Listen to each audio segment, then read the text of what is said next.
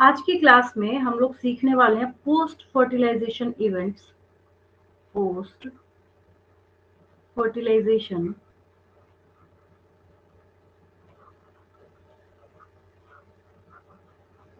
Events in plants. Diagrams available है यहाँ पे आपके पास, इसलिए आपको समझने में दिक्कत नहीं, बहुत ध्यान से समझना है। इसमें क्या सीखना है हमें? अब ये पूरा फिनोमेना आपका समझा हुआ है। क्या बोलने का मतलब है मेरा, मैंने आपको सबसे पहले रिवाइज भी कराती जा रही हूँ साथ के साथ, डबल फर्टिलाइजेशन पढ़ाया था। ठीक है, डबल फर्टिलाइजेशन को जब आपने देखा था तो मैंने आपको डबल फर्टिलाइजेशन में बताया था कि डबल रफ वर्क है आपका किया हुआ है ऑलरेडी। मैंने आपको बताया था कि डबल फर्टिलाइजेशन का मतलब है कि यहाँ पे फर्टिलाइजेशन 2 टाइम्स होगा। इसका मतलब एक फर्टिलाइजेशन जो था आपके पास दैट इज सिनगैमी, एक आपके पास क्या है, सिनगैमी। दूसरा जो फर्टिलाइजेशन है दैट इज ट्रिपल फ्यूजन। याद होगा सब आपको, दूसरा क्या था, ट्रिपल फ्यूजन। ठीक है, सिनगैमी में आपने देखा था कि जब यहां से पॉलन ट्यूब के रास्ते चलता हुआ जो मेल गेमेट यहाँ पे जा रहे हैं, तो 2 मेल गेमेट्स थे जिसमें से एक सबसे पहले एग के साथ क्या करता है, फ्यूज करता है। ठीक है, तो इसके लिए आपने सीखा था सिनगैमी। तो सिनगैमी में मैंने आपको सिखाया था कि actually syngamy is the fusion of one male gamete with one egg and the formed structure is zygote। बस इतनी सी बात है। ट्रिपल फ्यूजन हम ऐसा समझ सकते हैं कि ये एक बाई प्रोडक्ट है, मतलब जो रियल फ्यूजन है वो सिनगैमी है। रियल फ्यूजन क्या है, यहाँ पे सिनगैमी है। अब ट्रिपल फ्यूजन हो रहा है तो ठीक है, हो रहा है, क्या कर सकते हैं, कोई दिक्कत नहीं है इसमें। ट्रिपल फ्यूजन क्या था, जब आपने ट्रिपल फ्यूजन को देखा था तो यहाँ पे क्या हुआ था, जो दूसरा रिमेनिंग मेल गेमेट था, दूसरा क्या था, रिमेनिंग जो मेल गेमेट था उसने क्या किया था, पोलर न्यूक्लियाई के साथ फ्यूज किया था। तो ट्रिपल फ्यूजन का जो प्रोडक्ट था वो क्या था आपके पास, ट्रिपल फ्यूजन का प्रोडक्ट था यहाँ पे,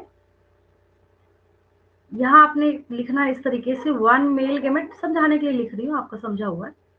जब ये मेल गेमेट को आपने फ्यूज कराया था 2 पोलर न्यूक्लियाई के साथ, किसके साथ, 2 पोलर न्यूक्लियाई के साथ, तो इससे जो स्ट्रक्चर बना था दैट इज एंडोस्पर्म। और ये भी आपने सीखा था सिनगैमी के केस में, क्योंकि the ploidy of male gamete is haploid, the ploidy of egg is haploid, so the ploidy of zygote becomes diploid, that is 2n. In triple fusion, ploidy of male gamete is haploid, ploidy of polar nuclei is diploid, so the ploidy of endosperm becomes triploid। ठीक है, तो ये क्या हो गया यहाँ पे, ये तो प्लॉइडी की बात हुई। ठीक है, अब क्वेश्चन क्या है कि जब आप ये डायग्राम देख रहे हैं एनसीईआरटी में, ठीक है, ये एनसीईआरटी का आपके डायग्राम है, तो आपके दिमाग में एक बात आ रही होगी कि ये जो जर्नी ये दिखा रहा है यहाँ पे, ये जो शो हो रहा है आपको, इस पूरी जर्नी में ये जर्नी स्टार्ट कहाँ से हो रही है, जायगोट से।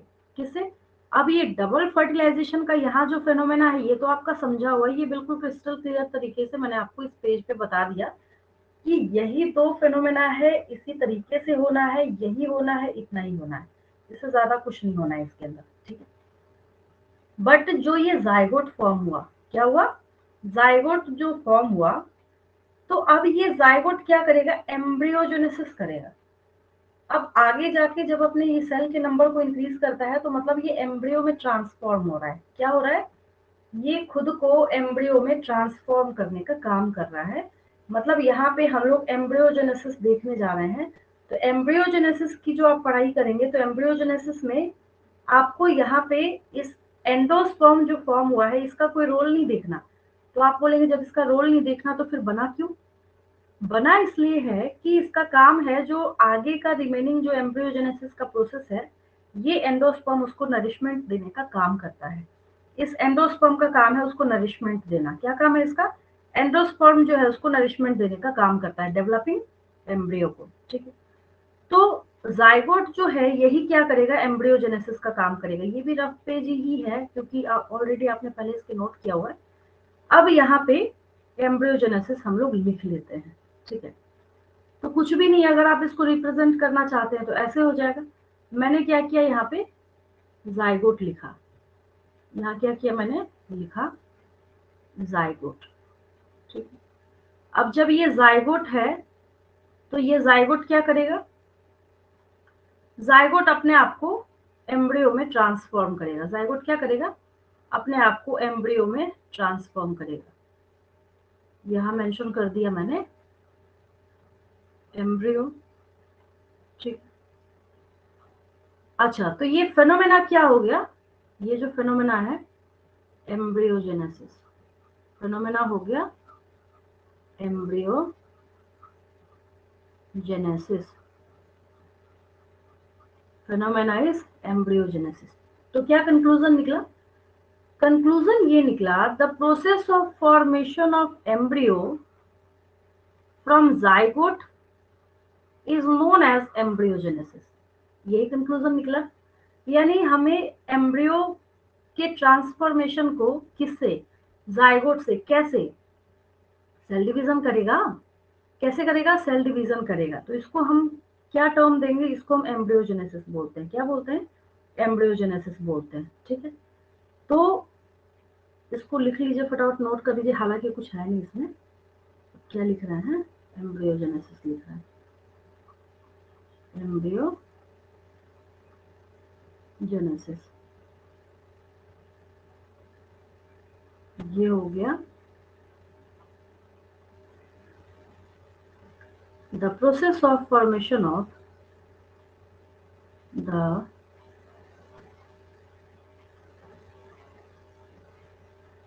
process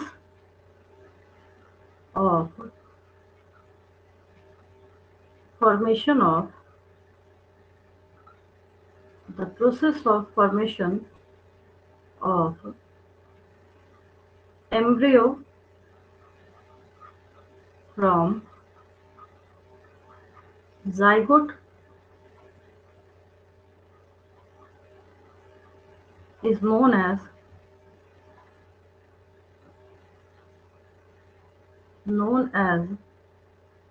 embryogenesis, is known as embryogenesis। क्या बोलते हैं हम लोग इसको, एम्ब्रियोजेनेसिस बोलते हैं, ठीक है। अब एम्ब्रियोजेनेसिस में सबसे ज्यादा जो क्वेश्चंस पूछे जाते हैं, सबसे ज्यादा, वो इस डायग्राम की जो सीरीज है वो बच्चे रटते हैं बैठ के। इसमें रटने की कोई जरूरत है ही नहीं। हालांकि जैसे आपको अरेंज करने को दे दिया जाए, मैं ऑप्शन ए लिख दूं, इस तरीके से मैं कर दूं, मैं इसको ऑप्शन ए बना दूं, ग्लोबुलर एम्ब्रियो को ऑप्शन बी बना दूं, ठीक है, well defined suspensor containing embryo को मैं, तो इस तरीके से करके उसको अरेंज करना होता है कि पहले कौन सा बनता है, उसके बाद कौन सा स्टेज बनता है, उसके बाद कौन सा स्टेज बनता है, ठीक है। अब थोड़ा सा इस डायग्राम को ध्यान से देखिए। इसमें क्या है, ये तो पता है आपको, ये तो आपका पढ़ा हुआ है, इसको तो आप यहाँ से दिमाग से निकाल दीजिए। ये तो मैंने बस आपको याद दिलाने के लिए, ये डबल फर्टिलाइजेशन जो है वो मैंने आपको एक तरीके से रिकॉल कराया कि जाइगोट कैसे बना था, और एंडोस्पर्म जो है वो इसको नरिशमेंट प्रोवाइड करेगा, बाकी इसका कोई रोल नहीं है। अगर ये बचा रह जाए, अगर ये एंडोस्पर्म किसी सीड के अंदर परसिस्टेंट फॉर्म में रह जाए, ठीक है, अगर रेसिड्यूअल फॉर्म में रह जाए, ठीक है, तो इसको हम लोग क्या बोलते हैं, एल्ब्यूमिनस सीड बोलते हैं। क्या बोलते हैं, अगर ये नहीं रहे तो एंडोस्पर्म खत्म हो जाए, पूरा खर्च हो जाए, तो हम उसको क्या बोलते हैं, नॉन एल्ब्यूमिनस सीड। ये भी अभी मुझे बताना है, ये भी आगे अभी हम लोग सीखेंगे, ठीक है। पहले हम लोग इसको देख लेते हैं। यानी पहले क्या हुआ, 1 2 3 4 में नंबर डाल देती हूँ, यहाँ पे जाइगोट बना, डबल फर्टिलाइजेशन हुआ, तो ये क्या बना, जाइगोट, ये रहा जाइगोट, ठीक है। जाइगोट है तो अब ये क्या करेगा, माइटोटिक डिवीजन करेगा। तो जाइगोट है तो यहाँ पे दूसरे नंबर पे आपको क्या दिख रहा है, इस डायग्राम के अकॉर्डिंग चल रहे हैं हम लोग, 2 सेल्ड स्टेज। अब क्या होता है, ये दूसरा था, थर्ड में क्या हुआ, यहाँ पे सेल्स ने कुछ इस तरीके से करके अपने आप को डिवाइड किया कि ये एक ग्लोबुलर शेप्ड एम्ब्रियो बनाने का काम करता है। कैसा एम्ब्रियो बन रहा है यहाँ पे, ग्लोबुलर एम्ब्रियो बन रहा है, ठीक है, ऐसे स्फेरिकल सा बॉल जैसा दिख रहा है, ठीक है।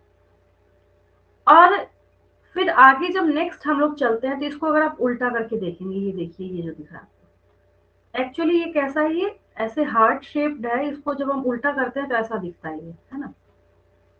तो नेक्स्ट जो फोर्थ नंबर पे आता है यहाँ पे, तो क्या फॉर्म होता है यहाँ पे, हार्ट शेप्ड एम्ब्रियो फॉर्म होता है। क्या फॉर्म होता है, ठीक है। तो अब इसके बाद क्या होगा, एक फाइनल स्ट्रक्चर आता है। फाइनल स्ट्रक्चर आने का ये मतलब है, जैसे मैं एक छोटा सा एग्जांपल लेती हूँ, जैसे ह्यूमन बीइंग है, कोई यहाँ पे ह्यूमन बीइंग है, ठीक है। अब इसकी जो जर्नी है ये भी कहाँ से स्टार्ट हुई है, एक जाइगोट से। किससे, एक सेल से, दैट इज जाइगोट, ठीक है। अच्छा, ये सेल आपको पता है कि ये जो जाइगोट है, अगर ये सेल डिवीजन कर रहा है और यहाँ पे ऐसे ये मास बना रहा है, या फिर और आगे बढ़िए, ब्लास्टोसिस्ट, क्योंकि आपने ह्यूमन रिप्रोडक्शन पढ़ा हुआ है तो आपको ब्लास्टोसिस्ट भी पता है क्या है। चलिए मैंने यहाँ पे ब्लास्टोसिस्ट बना दिया, ठीक है। और अंदर में यहाँ पे जो सेल्स का मास है that is inner cell mass. क्या है ये, इनर सेल मास है, आईसीएम शॉर्ट में बोलते हैं हम लोग इसको।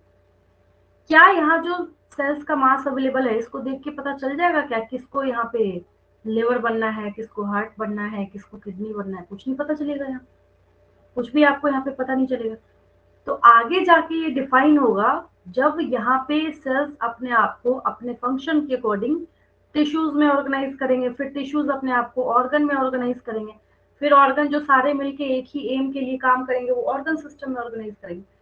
ठीक उसी तरीके से यहाँ पे अब जाके ये डिफाइन होगा कि किसको रूट बनाना है।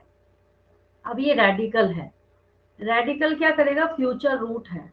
रेडिकल क्या है, फ्यूचर रूट है, ठीक है। ये प्लिम्यूल क्या है, ये फ्यूचर शूट है।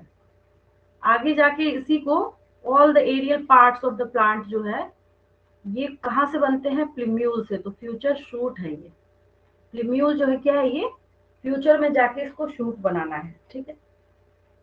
और ये जो एक ऐसे स्टॉक लाइक एक जो आपको सेल अपने आप को डिवीजन करके ऐसा जो स्टॉक लाइक स्ट्रक्चर बनाता है उसको लोग सस्पेंसर बोलते हैं। क्या बोलते हैं, सस्पेंसर उसको बोला जाता है, ठीक है।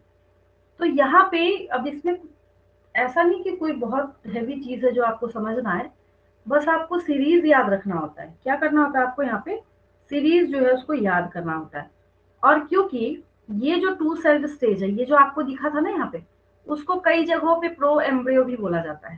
प्रो मतलब पहले, एम्ब्रियो के जस्ट पहले का स्टेज। तो आप ऐसे इसकी सीरीज याद रख सकते हैं एग्जामिनेशन पॉइंट ऑफ व्यू से, अगर आप इन पोस्ट फर्टिलाइजेशन इवेंट को देखते हैं तो, ठीक है। पहले आपने लिखा नंबर 1 दे दिया आपने, पहले आपने लिखा जाइगोट। इससे भी पहले लिखना चाहते हैं ऐसे कर दीजिए, पहले मैंने लिखा यहाँ पे डबल फर्टिलाइजेशन, डबल फर्टिलाइजेशन।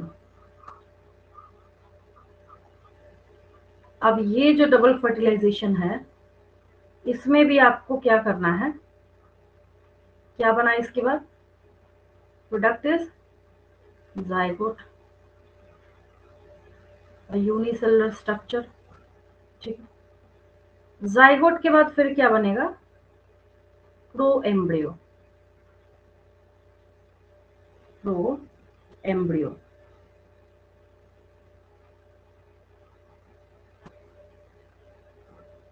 ठीक है। अब प्रो एम्ब्रियो है, देन स्फेरिकल शेप वाला बनेगा, globular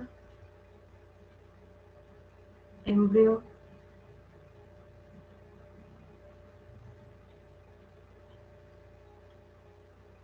then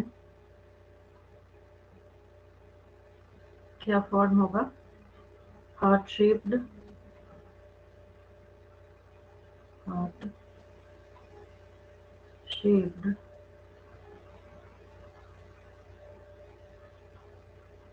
embryo,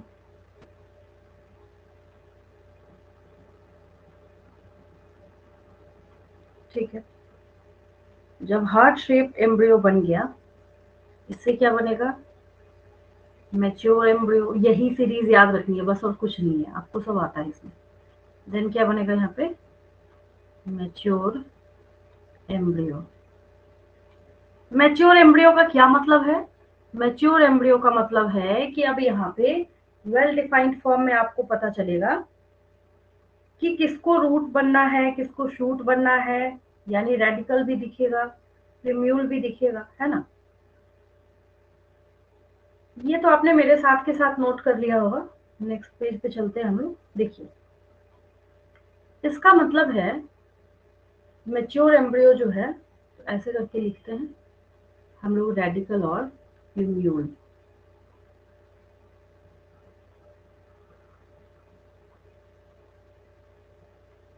radical and प्रिम्यूल। पूछा भी जाता है what are the differences between radicle and प्रिम्यूल।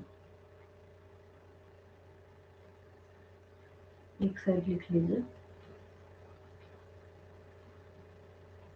या पहले प्रिम्यूल लिख लीजिए, एक ही बात है, क्या जाता है। प्रिम्यूल एंड रेडिकल, प्रिम्यूल एंड रेडिकल। ठीक, अब प्रिम्यूल क्या है, प्रिम्यूल जो है ये क्या करेगा, शूट बनाने का काम करेगा, ठीक है। रेडिकल क्या करेगा, रूट बनाने का काम करता है। तो हम ऐसे भी लिख सकते हैं,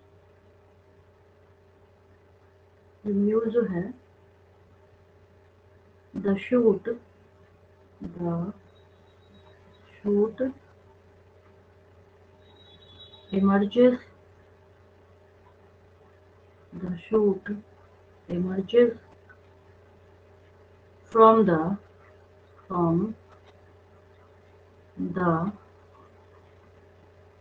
plumule,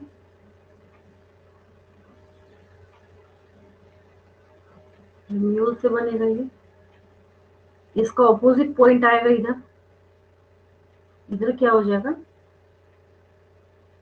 the radical is the radical is the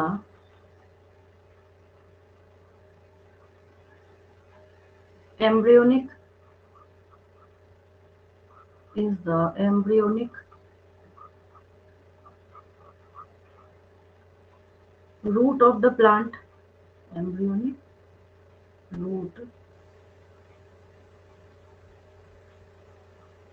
of the plant. अब एक देखिए इंटरेस्टिंग फैक्ट है इसके बारे में, जो आप जानते हैं ऑलरेडी, बस मैं यहाँ पे समराइज करके लिख रही हूँ।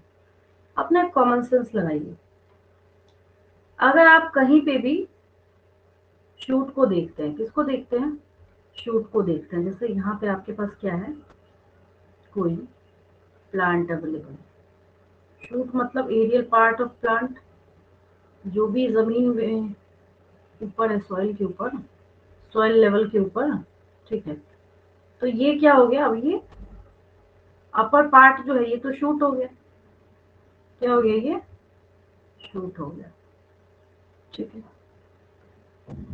तो ये शूट जो है ये क्या शो करता है, आपने बचपन में सीखा था कि सनलाइट की तरफ ये अपने आप को क्या करता है, मूव करता है, बिल्कुल सही बात है। आप किसी गमले को उठा के विंडो के पास रख के देखिए, पता चल जाएगा आपको, अपने आप ना तो उसको गाइडेंस दे रहे हैं, ना मॉनिटरिंग कर रहे हैं, कुछ नहीं कर रहे, ऑटोमेटिकली वो किधर की तरफ मूव करेगा, जिधर सनलाइट है उधर की तरफ वो टर्न कर जाता है, मुड़ जाता है वहां से, ठीक है। तो अब शूट की खासियत क्या है, जो आपने 10th क्लास में पढ़ा था, मैं वही लिख रही हूँ, कुछ एक्स्ट्रा में नहीं लिख रही, ठीक है।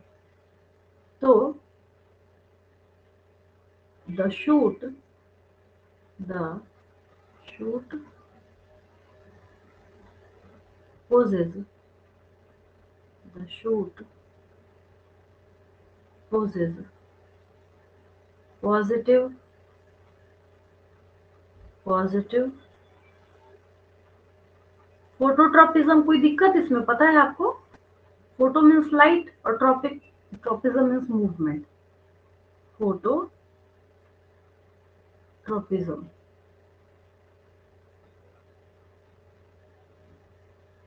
The shoot possesses positive phototropism. ये क्या करता है? पॉजिटिव फोटोट्रोपिज्म को शो करता है।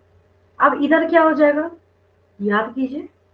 लेकिन यहाँ पे सिनेरियो चेंज हो जाता है। अगर हम यहाँ पे ये सॉइल लेवल देख रहे हैं, ठीक है, और ये रूट्स अपने आप को जब भी ग्रो करते हैं, जब कभी भी ये ग्रो करेंगे तो कैसे ग्रो करते हैं? ये हमेशा ही अकॉर्डिंग टू या टुवर्ड्स द ग्रेविटी, अर्थ की तरफ ये मूव करते हैं। इसको क्या बोलते हैं हम लोग? अगर ये आपको ये यहाँ पे दिख रहा है, ये रूट्स है, ये तो शूट है, ये क्या है? रूट्स है। पता है आपको, मुझे लिखने की जरूरत भी नहीं है, देख के भी आप पता कर सकते हैं, ठीक है। तो अब ये क्या करेगा? इसका ऑपोजिट पॉइंट क्या हो सकता है? चाहे तो आप ये लिख दीजिए कि नेगेटिव फोटोट्रॉपिक, ऐसे 10th क्लास में लिखते थे आप लोग, बट यहाँ पे हम क्या करेंगे इसको? द रूट या रूट्स पोजेज पॉजिटिव जियोट्रोपिज्म, उसको क्या बोलते हैं हम लोग? जियोट्रोपिज्म बोलते हैं, ठीक है। तो नेक्स्ट लिख लीजिए यहाँ पे, द रूट पोजेज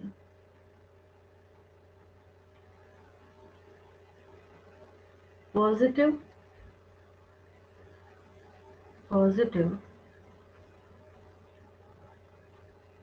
जियोट्रोपिज्म, और दोनों ही एक दूसरे के ऑपोजिट, एक ऊपर भागा जा रहा है, दूसरा नीचे भागा जा रहा है, ठीक है। तो दोनों ही एक दूसरे के ऑपोजिट डायरेक्शन में चल रहे होते हैं, जियोट्रोपिज्म, जियोट्रोपिज्म, ठीक है। जब कभी भी जियोट्रोपिज्म आपको देखने को मिलता है तो कई बार क्या होता है, अब जब रूट्स है, बात किसकी आ रही है यहाँ पे? रूट्स की बात आ रही है, ठीक है। तो जब आपको रूट्स को देखना होता है तो अब रूट्स में आप क्या कीजिएगा? अब ऐसा तो है नहीं कि सॉइल के अंदर आप जाके या वहां पे आप कैमरा लगा के देखिएगा, तो होता ये है, अगर आपने ब्रोकन फॉर्म में किसी गमले को छोड़ दिया है या फिर ग्लास का है जिसमें दिख सकता है, तो उसमें इजीली पता चलता है कि किस तरीके से वो क्या कर रहे हैं। रूट्स को आप जब कभी भी देखेंगे, किसी भी कंडीशन में देखेंगे, वो हमेशा क्या कर रहा होता है? नीचे के डायरेक्शन में मूव करेगा। अगर आपने गमले को टेढ़ा कर दिया तो वो टेढ़ा ही नहीं, मतलब वो 90 डिग्री का एंगल बना के फिर नीचे चला जाएगा वहां से। ये खासियत है इसकी। थोड़ा हैंग कर रहा है, सही हो जाए फिर हम लोग देखते हैं आगे, फिर स्टॉप हो। तो प्लूम्यूल और रेडिकल इस तरीके से दोनों एक दूसरे से कैसे हैं? डिफरेंट है, ठीक है। बहुत बेसिक से पॉइंट्स है। और सेकंड पॉइंट जो आपने यहाँ पे अभी पढ़ा है कि ये क्या करेगा? पॉजिटिव फोटोट्रोपिज्म शो करेगा, ठीक है। ये मैंने उल्टा लगा दिया यहाँ पे, इसको मैं इसको सही कर देती हूँ। और ये जो है रेडिकल जो है, क्योंकि ये रूट बनाने का काम करेगा, क्या करेगा? रूट बनाने का काम करेगा। तो इसके जो शूट हैं, इसके जो क्या है, शूट जो अवेलेबल हैं, वो कैसे होंगे? शूट जो है पॉजिटिव फोटोट्रॉपिक होगा और नेगेटिवली जियोट्रॉपिक होगा। नेगेटिवली क्या होगा? ये जियोट्रॉपिक होगा, है ना। ये खासियत है इनकी। तो ये डायग्राम जो है, इसको मैं सही करती हूँ।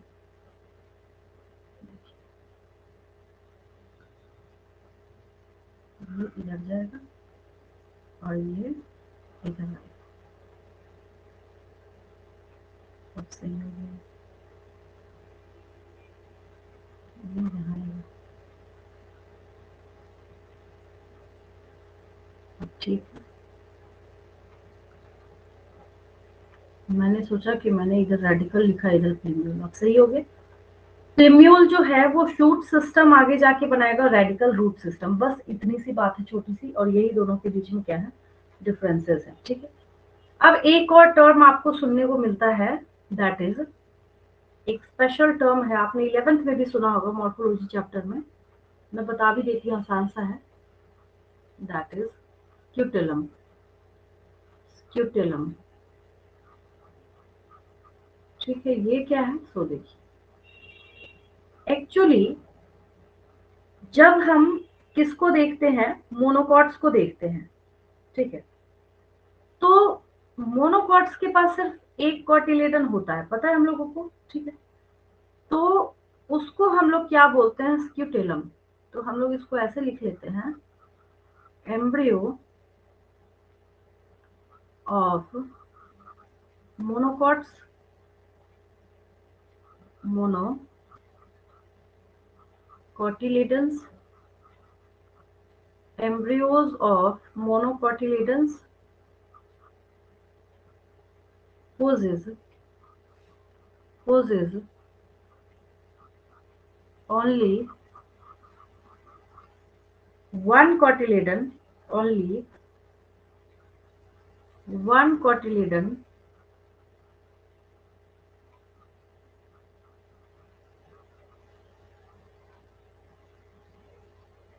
ठीक है। और ग्रासेस की जो फैमिली होती है उसमें क्या खासियत है, इसी वन कॉटिलेडन को हम लोग क्या टर्म देते हैं, स्क्यूटेलम। ठीक है। In the grass family, in the diagram में आपको शो कर देती हूँ, याद आ जाएगा आपको, देखा है आपने 11th class. In the grass family the cotyledon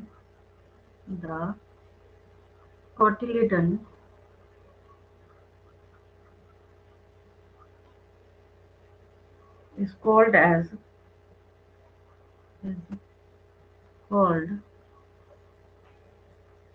scutellum। क्या कहलाएगा ये, स्क्यूटेलम। ठीक है, बस हो गया। इसका डायग्राम में शो कर देती हूँ आपको। तो पूछा जाता है कि what do you understand by the term scutellum, या स्क्यूटेलम इज ऑब्जर्व इन, आपको वहां पे बीन लिख दिया जाएगा, है ना। अब वहां पे आपको मतलब 2-3 डाइकॉट के नाम लिखे जाएंगे, ग्रास लिखा जाएगा, तो किसको मार्क करना है, ग्रास को। ठीक, स्क्यूटेलम भी जानते हैं।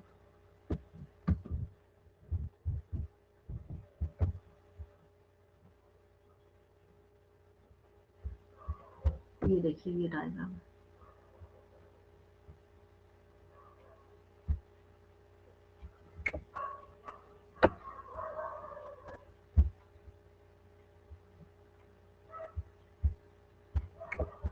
तो 11th में भी देखा था आपने।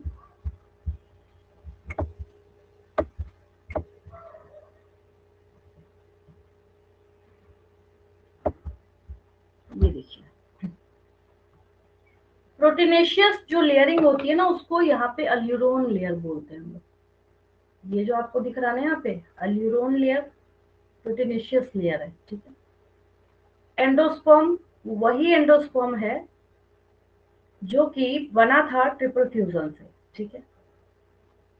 एक मैं आपको अभी समझाऊंगी, कोलियोप्टाइल एंड कोलियोरहिजा। ठीक है। अभी अभी मैंने आपको सिखाया है प्लिम्यूल एंड रेडिकल। प्लिम्यूल फ्यूचर शूट बनाएगा आगे जाके, रेडिकल फ्यूचर रूट बनाएगा आगे जाके। ठीक है। और इसमें क्या है, जाइगोट जो था वो तो किस में, एम्ब्रियो में ट्रांसफॉर्म होगा, एंडोस्पर्म तो यहाँ पे है ही है। यहाँ पे एल्यूरोन किसका दिखाया जा रहा है आपको, मेज में दिखाया जा रहा है। किसमें दिखाया जा रहा है, मेज में। अच्छा, मेज क्या है, मोनोकॉट है। अब क्योंकि ये मोनोकॉट है तो यहाँ पे क्या दिख रहा है आपको, स्क्यूटेलम दिख रहा है। क्या दिख रहा है, यहाँ पे एक कॉटिलेडन जो है एक ही बनेगा इसके पास, तो क्या बनेगा, इसको क्या टर्म देंगे हम लोग, स्क्यूटेलम देंगे। ठीक है। ये 11th क्लास का डायग्राम है, 11th में भी देखा था आपने मॉर्फोलॉजी में। तो वही है ये, एग्जैक्टली उससे बिल्कुल भी डिफरेंट नहीं है। अब इसके बाद हम लोगों के पास इस पूरे लेवल में, मतलब जितनी लेबलिंग आपके पास यहाँ पे इस पेज पे अवेलेबल है, उसमें सिर्फ एक चीज मिसिंग है जो अभी आपको सीखना है। एक और पूछा जाता है कि what are the differences between coleoptile and coleorhiza. Coleoptile and coleorhiza बहुत आसान है। अब देखिए इसको ऐसे समझिए, अब जो रेडिकल होगा क्या होगा, मैं पहले डायग्राम पे जाती हूँ रेडिकल वाले। इसको पहले हम लोग हटा देते हैं इधर से, ये सबकी रिक्वायरमेंट नहीं है। स्क्रीनशॉट ले लेंगे इस पेज का। चलिए आगे देखिए, इधर इस डायग्राम को देखते हैं। फर्स्ट वाला जो था ये रहा, कुछ ज्यादा ही ये हो गया, इसमें मैं इसको क्लीन कर देती हूँ थोड़ा सा। इस डायग्राम की रिक्वायरमेंट है ये।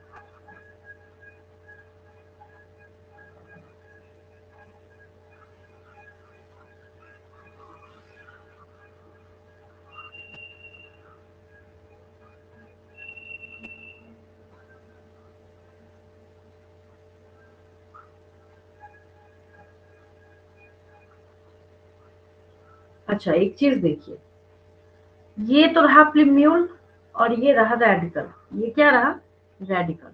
ठीक है, तो जब हम लोग रूट कैप को देखते हैं, किसको देखते हैं, आपने 11th में एक डायग्राम देखा था कि जब यहाँ पे रूट्स बनते हैं, ठीक है, तो उसमें एक रूट कैप भी आपको दिखाया हुआ था। ठीक है, तो एक्चुअली क्या होता है कि रूट कैप जो है वो इंक्लोज्ड होता है एक अनडिफरेंशिएटेड शीट से, मतलब एक कवरिंग से। तो रूट जिस कवरिंग से बंद होता है उसको हम लोग कोलियोराइजा बोलते हैं, और शूट एपेक्स जो है वो जिस कवरिंग से बंद होता है, ठीक है, तो उसको हम लोग कोलियोप्टाइल बोलते हैं। शूट वाले के लिए आता है कोलियोप्टाइल, और रूट वाले के लिए आता है कोलियोराइजा। रूट वाले के लिए क्या आता है, कोलियोराइजा आता है। ठीक है, तो हम लोग देखते हैं, अगर डायग्राम अवेलेबल है तो अच्छी बात है, नहीं है तो आसान सी बात है, आपको धीरे धीरे करते करते याद भी हो जाएगा, समझ भी आ जाएगा। कोलियोप्टाइल एंड कोलियोराइजा देख लेते हैं हम लोग, है तो अच्छी बात, नहीं है तो कोई बात नहीं। कोलियोप्टाइल एंड कोलियोराइजा,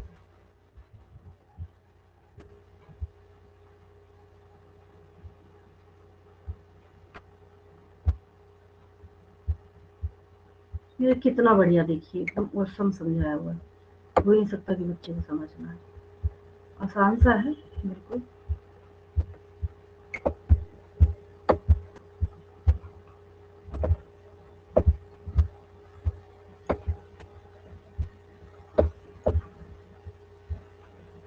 ये देखिए, अब हम लोगों को ये पता है कि इसको, अब ये तो सीड है, ये क्या है, ये तो वो कोई सा भी सीड है जिसको आपने मिट्टी में लगाया था, है ना, सॉइल के अंदर आपने जिसको डाला था, ये वो सीड है। ठीक, अब इसमें से क्या हुआ, एक छोटा सा लीफी बड निकला। ठीक है, होता ये है कि ये लीफी बड जो है दैट इज शूट, जिसको शूट बनने आगे जाके, वो ना एक टिश्यू के शीट से कवर होता है, उसको कोलियोप्टाइल बोलते हैं हम लोग। अब यहाँ पे रूट के टिप पे जाइए, मतलब रेडिकल है ना ये, अब रूट के आप टिप पे जाइए तो ये भी यहाँ पे क्या है, एक सेंट्रल सेंट्रल शीट या फिर टिश्यूज की कवरिंग से, टिश्यूज के शीट से कवर होता है, जिसको हम लोग कोलियोराइजा बोलते हैं। क्या बोलते हैं, कोलियोराइजा बोलते हैं। मैं थोड़ा थोड़ा लिख देती हूँ और क्लियर हो जाएगा। चलिए लिख लीजिए इसमें, पहले कोलियोप्टाइल लिख लेते हैं हम।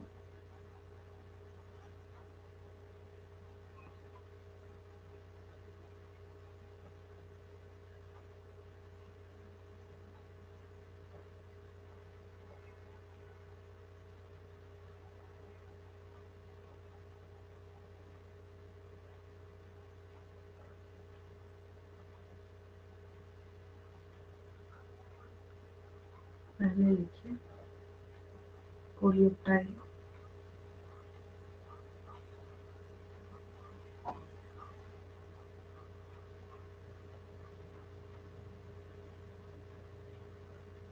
कोलियोप्टाइल हो जाएगा, coleoptile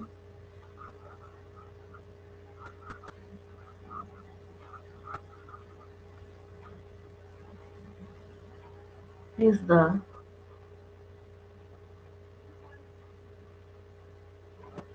pointed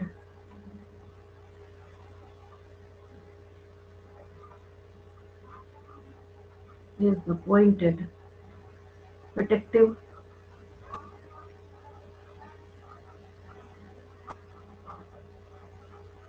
protective sheath covering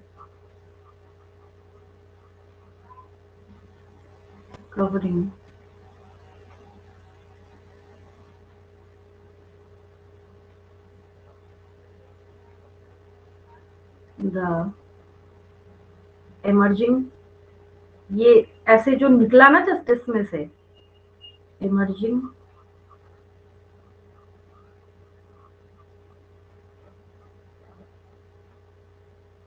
emerging shoot in monocotyledons,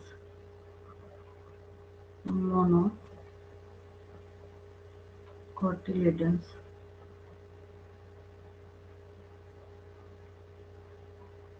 हो गया ये। अब आते हैं हम लोग कोलियोराइजा पे। किस पे आते हैं?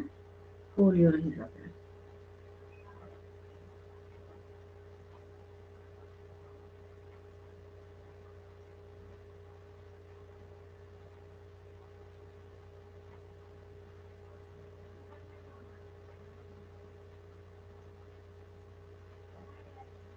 यहाँ पे डबल मतलब आर आर आएगा, अगर एक आर है वो भी सही है, डबल आर है वो भी सही, मतलब दोनों ही आपको बुक्स में देखने को मिलेगा।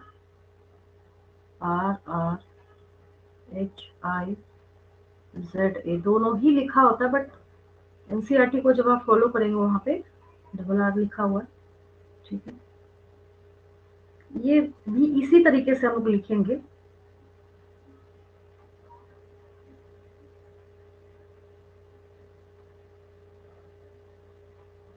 radical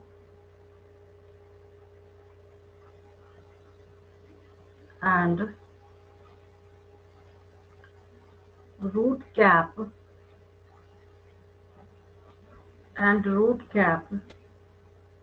enclosed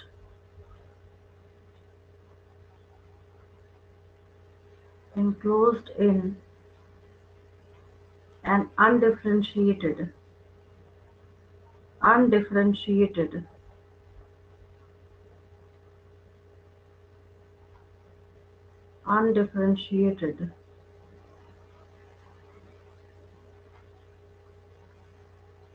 sheet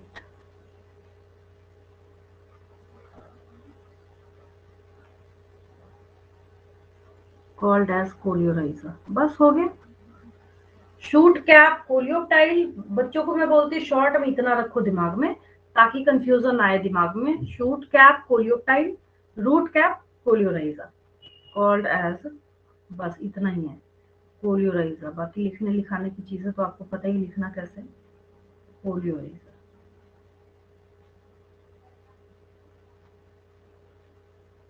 coleorhiza. अब एक और टर्म था, मतलब जो आगे जाके आता है, जो एंडोस्पर्म से रिलेटेड है, that is albuminous seeds and non albuminous seeds.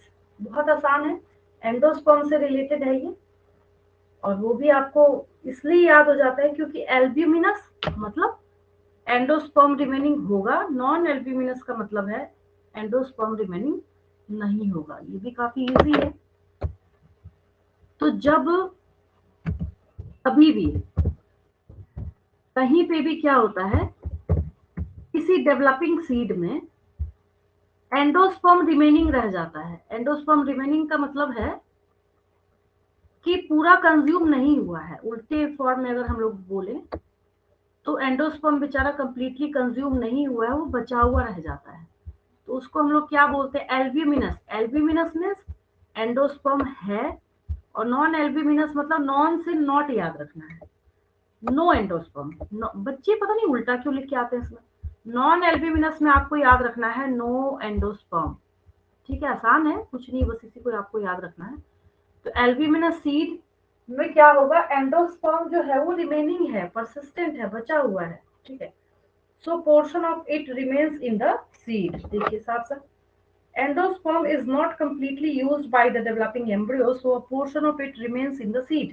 इसका एग्जांपल है, जैसे आप लोग क्या देखते हैं, कोकोनट देख रहे हैं, कैस्टर देख रहे हैं, मेज देख रहे हैं, ये सब क्या है, इसमें जो है वो एंडोस्पर्म बचा हुआ है। ठीक है, अगर हम नॉन एल्ब्यूमिनस सीड की बात करते हैं तो नॉन एल्ब्यूमिनस का मतलब है कि उसके अंदर क्या है, नो एंडोस्पर्म। ऐसे याद रखेंगे, उल्टा नहीं लिखना है।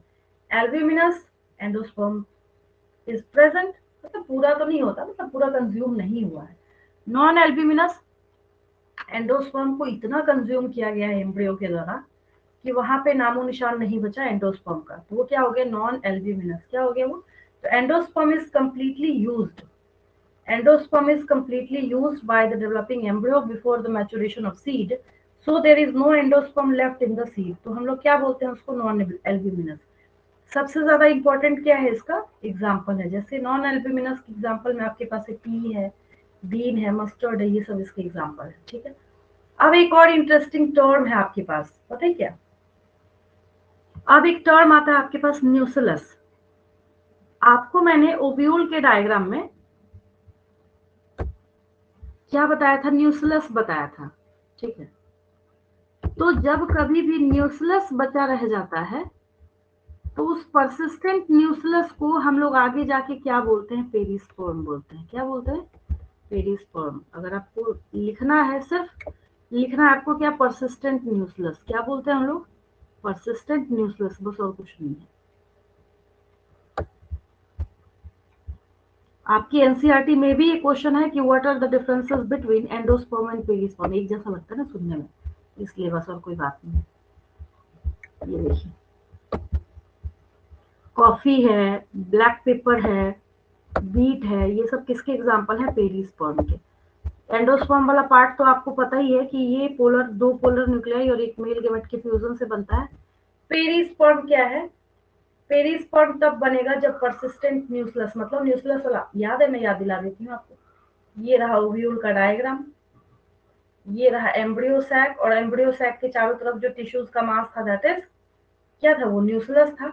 तो ये न्यूक्लियस जब बचा हुआ रह जाता है तो उसको हम लोग पेरिस्पर्म बोलते हैं। बस, it is a part that belongs to seed, seed में रहेगा, ठीक है। कैसा होता है, ये ड्राई होता है। एग्जाम्पल क्या है इसका, अब क्यों बचा हुआ रह गया, साइटोकाइनेसिस वगैरह कुछ होगा नहीं।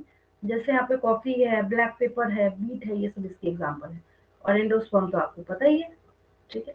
ये बेचारा एक ही काम के लिए बना है, एम्ब्रियोनिक डेवलपमेंट में अपना कंट्रीब्यूशन करने के लिए, उसको हेल्प करने के लिए ये बना है, कौन, एंडोस्पर्म, ठीक है। तो जितनी टर्मिनोलॉजी थी, एक हम लोग ट्रू फ्रूट्स, फॉल्स फ्रूट्स, इसको नेक्स्ट क्लास में देखेंगे, जो लास्ट टॉपिक होगा उसको करते हुए फिर हम लोग नेक्स्ट क्लास में क्वेश्चन आंसर प्रैक्टिस करना स्टार्ट करेंगे, chapter wise, one by one करके, जितने चैप्टर्स जैसे जैसे करके आपके पास रिमेनिंग बचे हुए, ठीक है।